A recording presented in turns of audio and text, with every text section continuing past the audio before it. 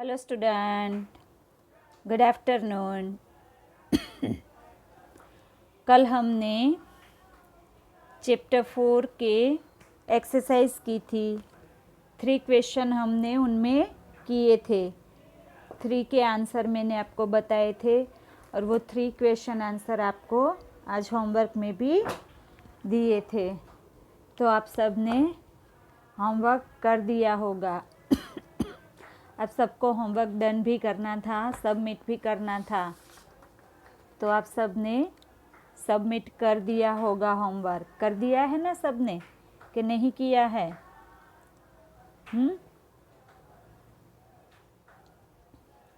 हाँ, अब सबको होमवर्क भी सबमिट करना था, ठीक है।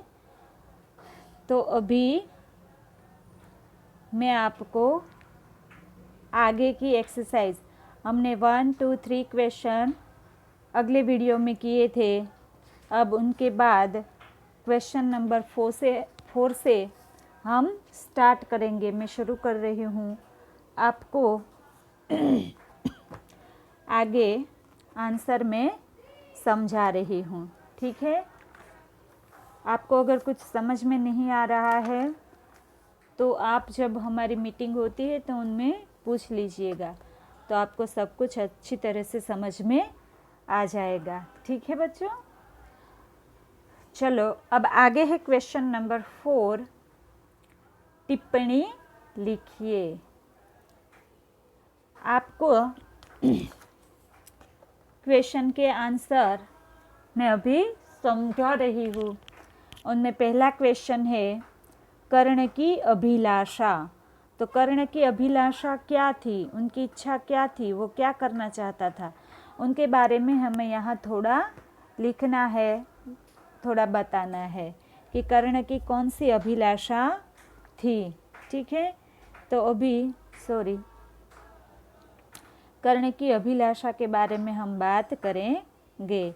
यहाँ उनके नीचे की पीडीएफ में आपको आंसर लिख के दिए गए हैं, तो आपको उनमें से ही आंसर देखकर लिखना है, ठीक है। अभी ये कर्ण की अभिलाषा, तो कर्ण क्या चाहता था, तो कि कर्ण दानी पुरुष है। कर्ण है वो दानी पुरुष है।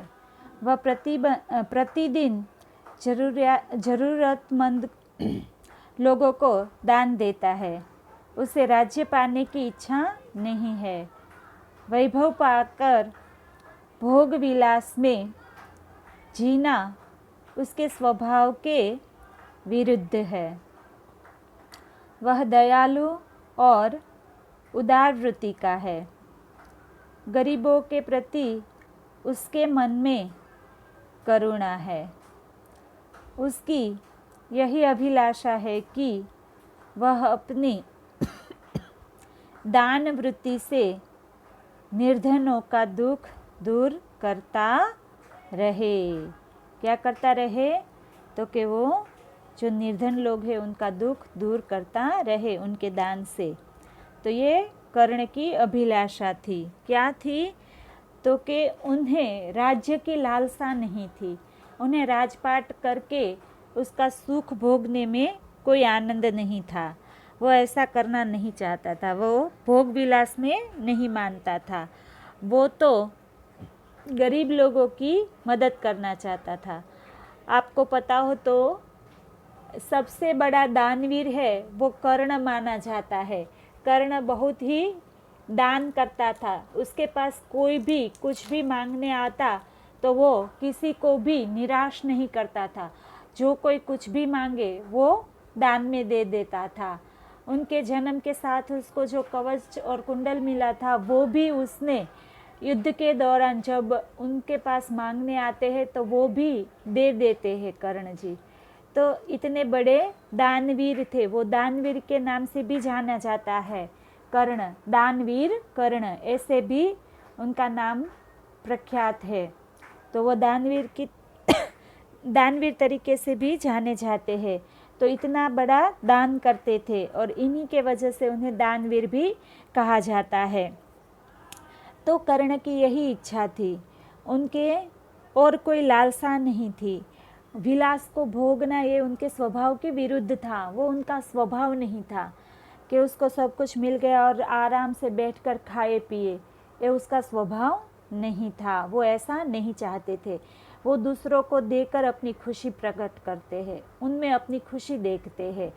अगर कोई निर्धन है तो उसकी, कोई गरीब है, जिनकी जो भी इच्छा हो वो इच्छा पूर्ण करके उनको दान देकर वो अपने आप को धन्य समझते हैं।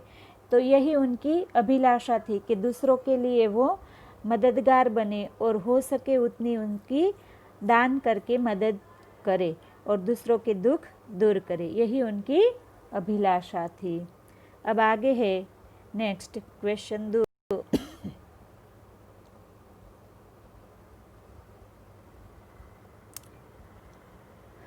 कर्ण का मित्र धर्म।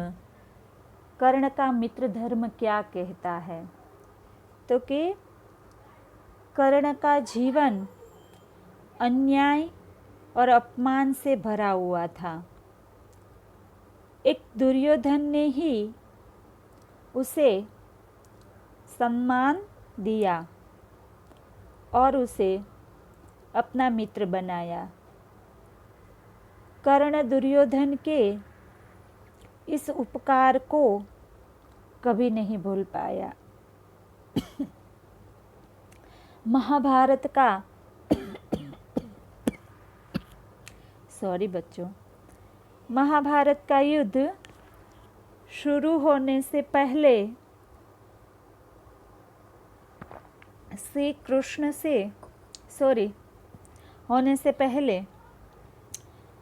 कृष्ण उसे पांडव पक्ष में लेने गए। उन्होंने उसे राज्य देने का प्रलोभन भी दिया, परंतु कर्ण ने उनका प्रस्ताव अस्वीकार कर दिया। उसने दुर्योधन का साथ छोड़ने से स्पष्ट इनकार कर दिया। इस प्रकार कर्ण ने दुर्योधन के प्रति अपने मित्र धर्म का पालन किया। क्या हुआ? कर्ण का मित्र धर्म था। कर्ण का जीवन अन्याय और अपमान से, जब कर्ण पहले तो क्या होता है कि कर्ण को उनकी माता ने छोड़ दिया होता है, क्योंकि कुंती माता जब छोटी थी तब कर्ण सूर्य जी ने उसको पुत्र दान में दिया था। तो वो कंवारी होने की वजह से वो कर्ण को अपना नहीं सकती और उनको पानी में बहा देती है। इस तरह से उनका जीवन बहुत फिर कष्टमयी रहा है।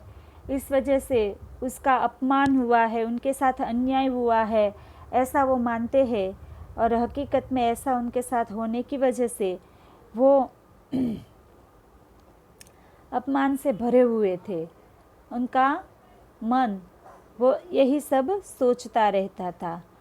इसलिए जब दुर्योधन ने उसको सम्मान दिया, अपनाया और अपना मित्र बनाया, तो वो दुर्योधन को अपना परम मित्र मानते हैं और उनके लिए वो कुछ भी करने को तैयार हो जाते हैं।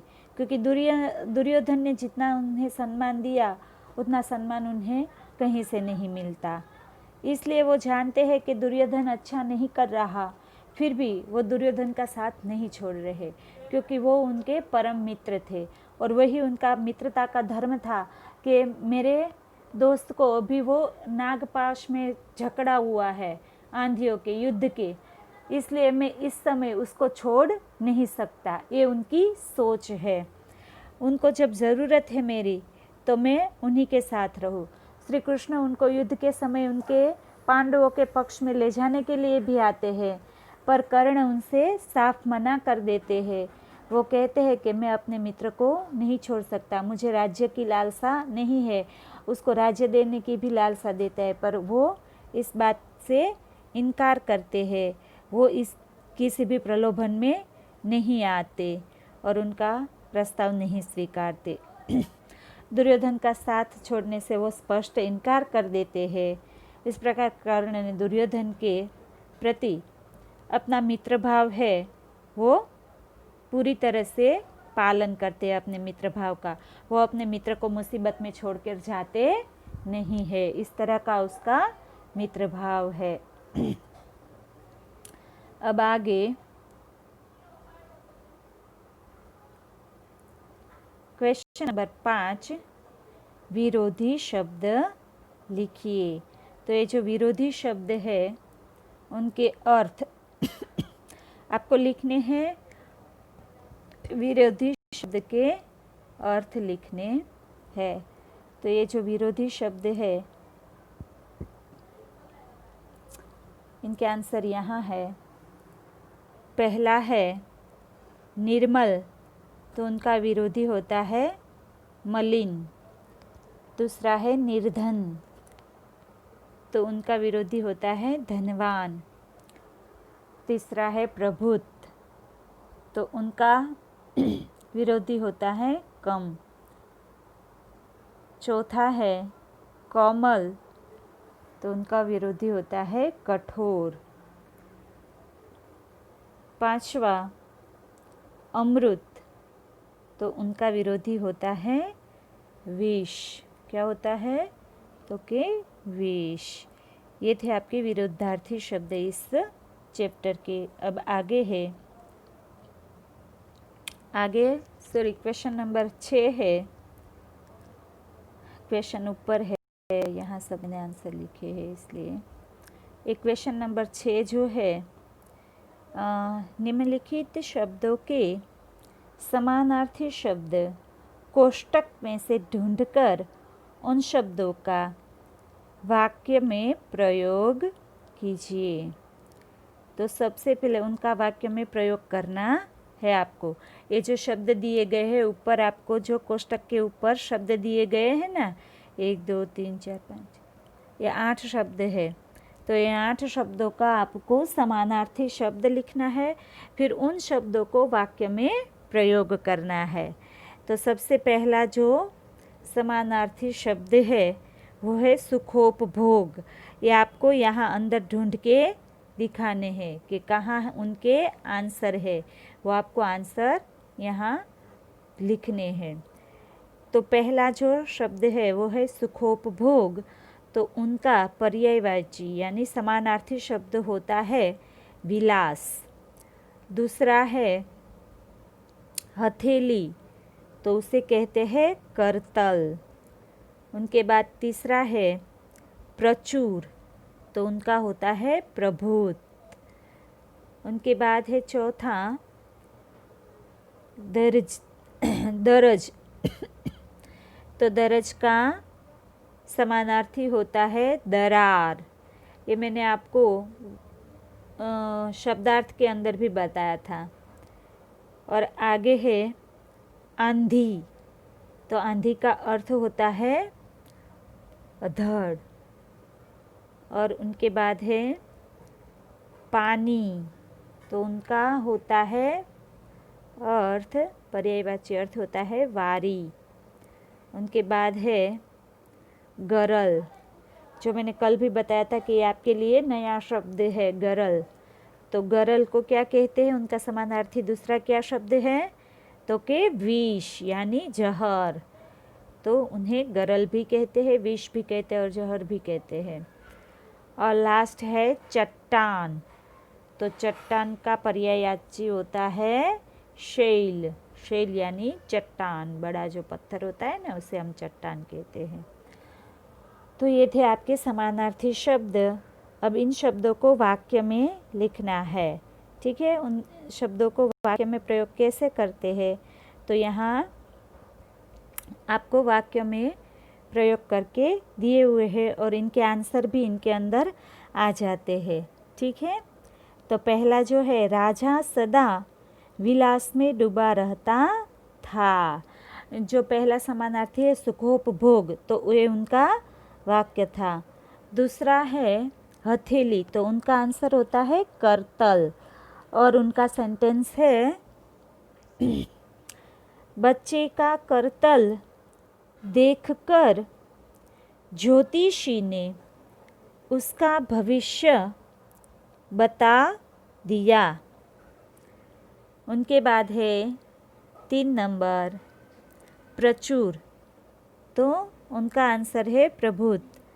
तो वह गांव में रहता था पर उसके पास प्रभुत संपत्ति थी। कितनी थी? प्रचुर, प्रभुत यानी बहुत सारी, प्रचुर प्रभुत संपत्ति थी। उनके बाद है दरज। तो उनका वाक्य है, सॉरी,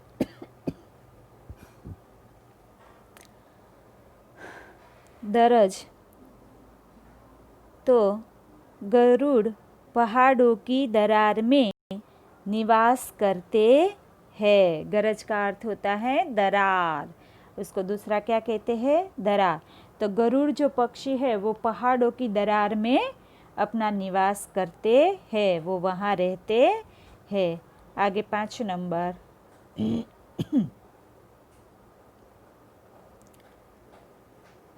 आंधी, तो उनका अर्थ होता है अंधड़। तो सारी रात अंधड़ ने कहर मचा दिया। आंधी जो तूफान आता है ना वो, तो कि सारी रात उसने कहर मचा दिया। आगे पानी, उनका अर्थ होता है वारी। तो सदा स्वच्छ वारी पीना चाहिए, यानी कि स्वच्छ पानी पीना चाहिए। वारी यानी पानी। उनके बाद 7वां सेंटेंस है गरल का। गरल यानी विष, जहर। देखते ही देखते सांप का विष बच्चे के शरीर में फैल गया। उनके बाद नेक्स्ट है चट्टान, तो उनका अर्थ होता है शैल। तो के शैल से उस पर झरना था। क्या? तो के शैल के उस पार झरना था, चट्टान के उस पार झरना था। शैल यानी चट्टान, तो के चट्टान के उस पार झरना था। पानी का जो झरना बहता है ना वो, तो के वो शैल के उस पार था। सॉरी बच्चों। अब है आपका क्वेश्चन नंबर 7, जिसमें है अंदाज अपना अपना। सॉरी, मैं आगे क्वेश्चन दिखाना रह गया। ऊपर है क्वेश्चन आपका, क्वेश्चन नंबर 7, अंदाज अपना अपना। ये रहा, ये है क्वेश्चन नंबर 7, अंदाज अपना अपना। अपना मत स्पष्ट कीजिए। तो यहाँ जो आपको 3 क्वेश्चन दिए गए हैं उसमें आपको अपना मंतव्य देना है कि आपके मत से ये किस तरह से हो सकता है। ठीक है, तो उनके आधार पर मैं आपको अभी समझा रही हूँ कि आप कैसे कैसे अपने मंतव्य दे सकते हैं। ठीक है, यदि कोई ज़रूरतमंद इंसान आपसे मदद मांगे तो आप क्या करते? तो ये आपको बताना है कि अगर आपके पास कोई मदद मांगता है ज़रूरतमंद इंसान, तो आप क्या करेंगे? आप उनकी मदद किस तरह से करेंगे? ठीक है, आपको सोचना है। पर अभी मैं आपको इनके बारे में थोड़ा बहुत बता रही हूँ, पर आप अपने हिसाब से भी इनका आंसर लिख सकते हैं। आप जो इनमें लिखना चाहते हैं, जो इनमें आगे एडिशन करना चाहे वो कर सकते हैं। ठीक है बच्चों, आगे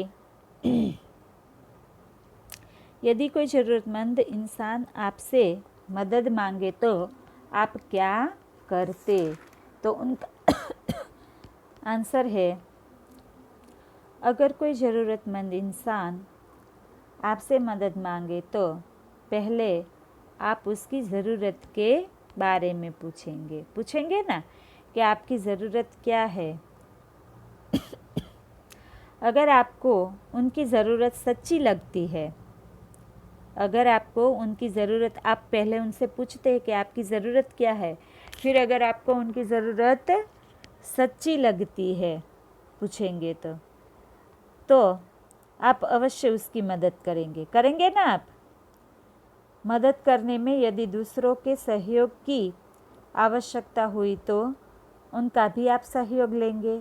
आप अपने आप से अगर नहीं होता तो आपको और किसी की भी ज़रूरत हो मदद में तो आप उनको भी अपने साथ ले लेंगे और मदद करने में कोई संकोच नहीं करेंगे। नहीं करेंगे ना? ऐसा ही करेंगे ना आप लोग? किसी की मदद करनी हो तो पहले क्या करेंगे तो कि उनकी ज़रूरत किस चीज़ की है, उसे उसकी मदद किस बात की है ये पूछेंगे ना आप, जानेंगे। फिर उसकी अगर आपको मांग अच्छी लगती है, उनकी ज़रूरत सच्ची लगती है तो फिर आप उसको हिचकिचाएंगे नहीं और जो बन सकता है आप अपने आप से वो उनकी मदद करेंगे। ठीक है। दूसरा है, आपको पता चले कि आपका दोस्त संकट में फंसा हुआ है तो आप क्या करेंगे? क्या अगर आपको पता चलता है कि आपका दोस्त संकट में फंसा हुआ है तो आप क्या करेंगे? तो आपको जब पता चलता है कि आपका दोस्त संकट में है तब आप उनकी भी मदद ही करेंगे। पहले तो करेंगे नहीं, पूछेंगे कि तुम्हें क्या चाहिए, तुम्हें कौन सी परेशानी है, ये जानेंगे। संकट में पड़े हुए मित्र की मदद करना मेरा कर्तव्य है, ये आपका कर्तव्य है। ठीक है। इस कर्तव्य का पालन करके ही मैं मित्र धर्म को निभा सकता हूँ। अपने आप को सच्चा दोस्त साबित कर सकता हूँ। इसलिए संकट में पड़े हुए मित्र को संकट से छुड़ाने में मैं कोई कसर न रखूँगा। क्या है आपका मित्र धर्म? तो कि अगर आपका कोई भी मित्र संकट में है तो आप उनको उस संकट से बाहर निकलने का प्रयत्न करेंगे, उनमें आप कोई कसर नहीं छोड़ेंगे। यही आपका परम मित्र धर्म है ना। और आप अपनी दोस्ती को भी साबित कर सकते हैं कि आप उनके पक्के दोस्त हैं, अच्छे वाले दोस्त हैं।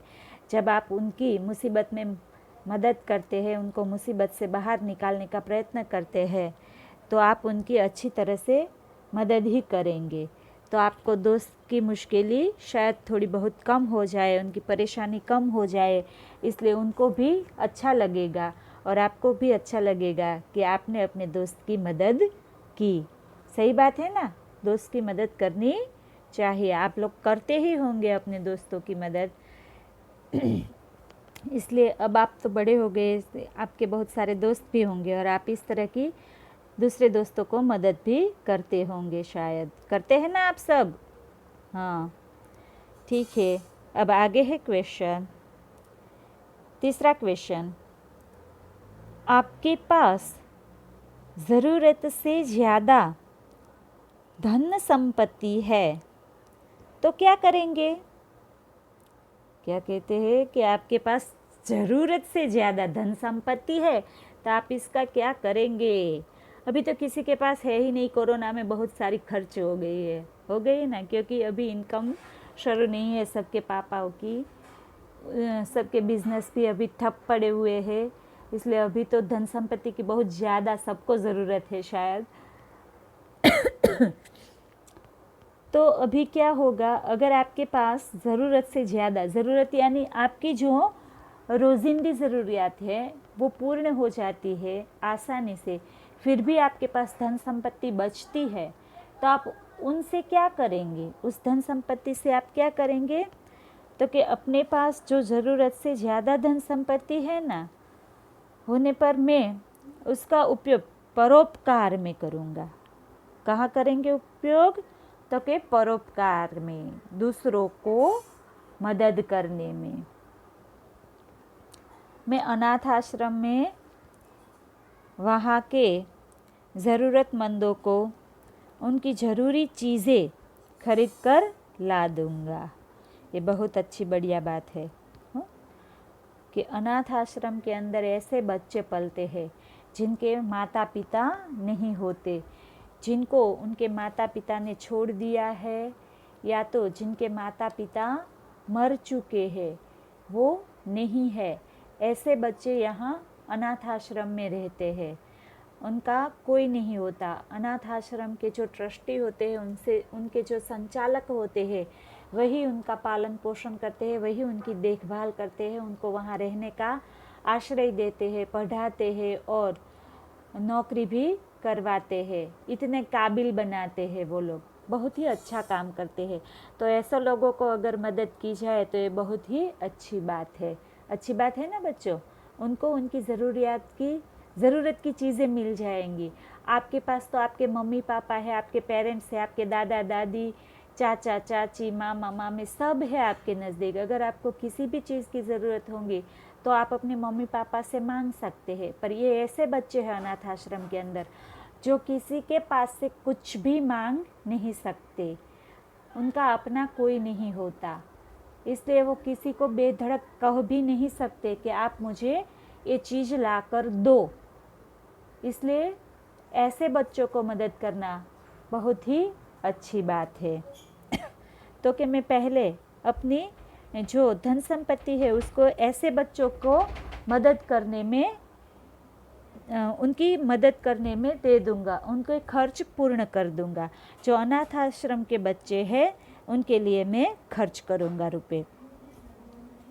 और आगे है, प्यासों के लिए प्याव बनाऊंगा और गरीबों को अन्नदान दूंगा। तो क्या कहते हैं कि जो प्यासे लोग कहीं से आते हैं, उन प्यासे लोगों को मैं पानी पिलाने का काम करूंगा। उनके लिए मैं जल का प्याव ऐसा बनाऊंगा जहाँ सब लोग आते जाते वक्त पानी पी सके और उनको अपनी तरस छिपा सके, उनको अच्छा लगे। और जो गरीब लोग हैं उनको मैं अपना धन संपत्ति से अन्नदान दूंगा। अनाज जो खाने पीने के लिए गरीबों को चाहे। गरीब लोग ऐसे होते हैं जो हर रोज़ का कमाते हैं, हर रोज़ का लाते हैं और खाते पीते हैं, उनके पास इतनी आमदनी नहीं रहती। इसलिए जो ऐसे ज़रूरियातमंद लोग हैं उनको मैं अन्न का दान करूँगा, ऐसा सोचते हैं। इस प्रकार अपने पास ज़रूरत से ज़्यादा धन संपत्ति होने पर मैं उपयोग दूसरों को दुख दूर करने में, उसका उपयोग दूसरों के दुख दूर करने में करूँगा। क्या करना है आपको? तो कि आपके पास जो ज़्यादा धन संपत्ति है, आपकी ज़रूरत से ज़्यादा, उन धन संपत्ति का आप अलग अलग क्षेत्रों में उपयोग करेंगे। प्यासे को पानी पिलाएंगे, गरीबों को अन्नदान देंगे और अनाथ आश्रम के अंदर जो बच्चे पल रहे हैं जिनका कोई नहीं है, वो बिल्कुल अपने सहारे, ऐसे दाताओं के सहारे ज़िंदा रहते हैं, तो उनको मैं उनकी जो ज़रूरियात है उसके हिसाब से उनको वहाँ आश्रम में भी मैं दान करूँगा, उनकी ज़रूरियात को पूर्ण करूँगा। ऐसे ऐसे काम करके सबकी मैं मदद करूँगा, यानी सबके लिए मैं परोपकार का कार्य करूँगा। ठीक है बच्चों, आज का हमारा वीडियो यहीं तक था, आपकी एक्सरसाइज यहाँ तक थी। और अब अगले वीडियो में हम आगे इस चैप्टर का ग्रामर करेंगे। आज ये आपकी एक्सरसाइज जो क्वेश्चन आंसर वाली थी वो यहाँ समाप्त हो जाती है। आपको होमवर्क में भी यही क्वेश्चन आंसर लिखने हैं 4 से जो ये क्वेश्चन 4, 5, 6 और 7 है ना, ये सारे के सारे क्वेश्चन आंसर आपको आपकी नोटबुक में लिखने हैं और लिख के उनकी फ़ोटो बनाकर मुझे भेजनी भी है, सबमिट भी करवाना है होमवर्क। आपको पता है ना, अभी तो नई एप्लीकेशन आ गई है, आपको पीडीएफ बनाने की उसकी ज़रूरत नहीं है, सीधे ही आप फ़ोटो खींच के उसको सेंड कर सकते हैं मुझे। ठीक है बच्चों, ये आपने नई जो अभी आई है ऐप वो देख ली होगी, ये शुरू हो गई है, तो आपको वही अपना कर इसके सारे क्वेश्चन आंसर लेकर मुझे सबमिट करवाने हैं। क्वेश्चन 4, 5, 6 और ये 7, ये चारों के चारों क्वेश्चन आंसर आपको मुझे लिख कर देने हैं, सबमिट करवाने हैं। इन सब के आंसर भी यहाँ नीचे दिए गए हैं, आपको उनमें से देखकर ही लिखना है।